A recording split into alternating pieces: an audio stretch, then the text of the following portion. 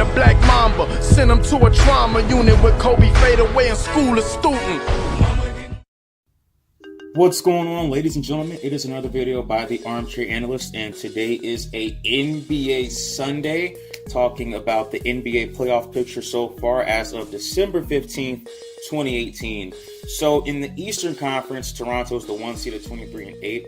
2 is Milwaukee, 19-9. 3 is the Indiana Pacers, 19-10. 4 the 76ers, 19-11. 5 the Celtics, 18-11.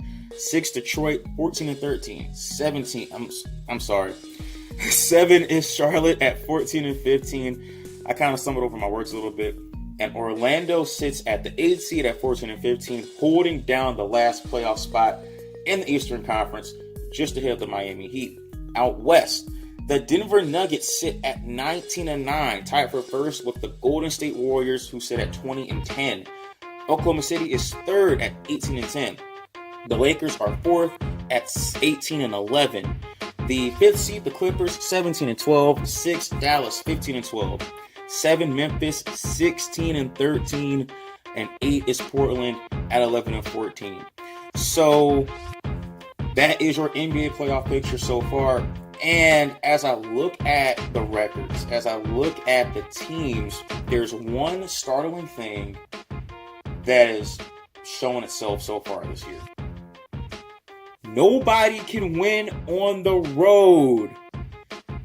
I know it's crazy, but if you look at the records, if you're really paying attention, you'll see, because as I did my research, you'll see no one can win on the road here. And at first, I was writing this down and I was looking kind of surprised, like, hold on a second.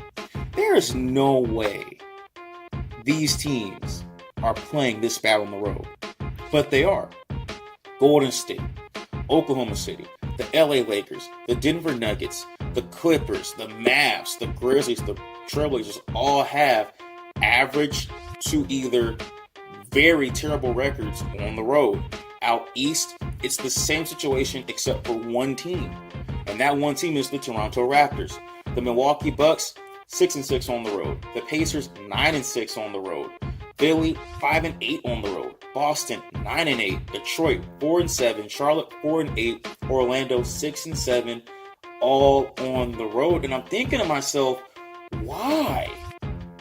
Is Toronto the only team that has shown complete balance this year? They've won without their superstar player in convincing fashion over Golden State on the road. They've shown that they can win with their superstar player. They can play tall. They can shoot the 3 ball. They're athletic. They can win at home and on the road. This makes no sense. And I'm not saying that to condemn Raptors basketball and Raptor fans. No. But it's sad when only one team is shown absolute balance in every possible facet of the game. Or at least what you should see out of a championship contending squad. When you look at teams like Indy and, Boston, 9-6, 9-8 on the road. That's average. That's respectable. That's average. But if you're contending for the top and you're trying to win a championship, you have to show in as many ways as possible that you're worthy of being a championship contender.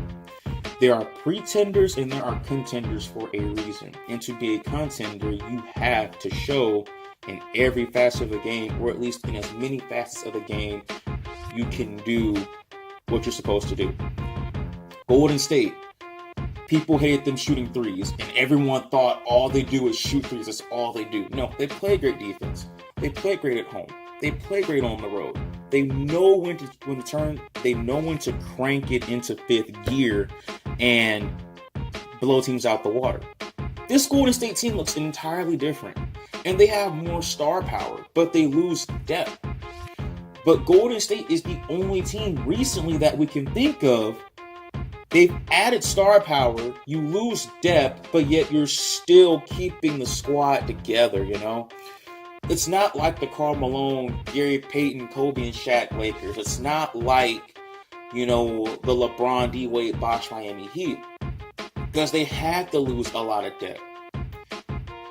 the Lakers, they lost so much depth just to get Gary Payton and Karl Malone on the same team. You know, Golden State is they're one of the first teams to have this much star power on one roster and consistently keep the crew together. And they lucked up with the contracts too.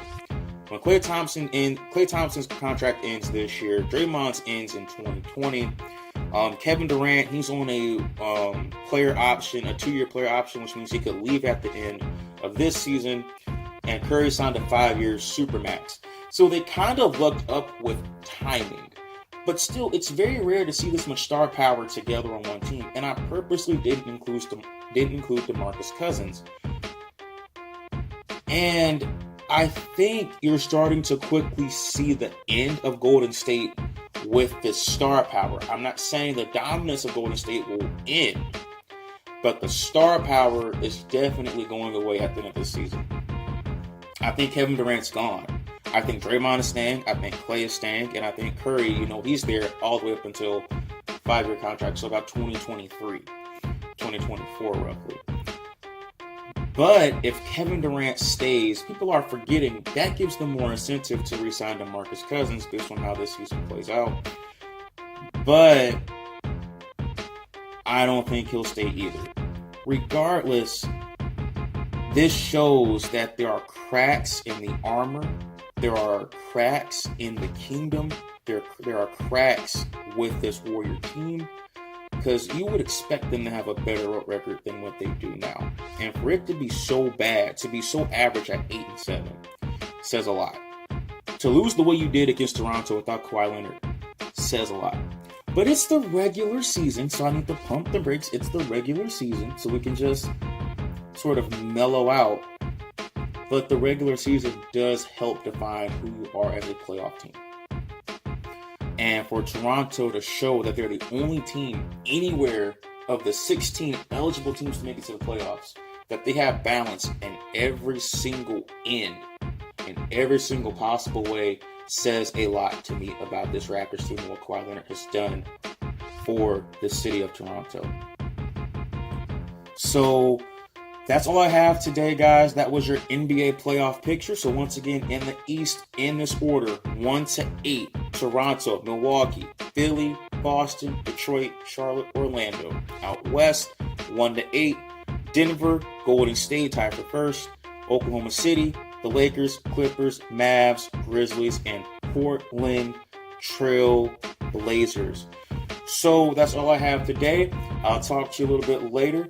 And hopefully today's NFL Sunday slate will provide us with some more great football like last weekend. Have a good day. I'll talk to y'all soon.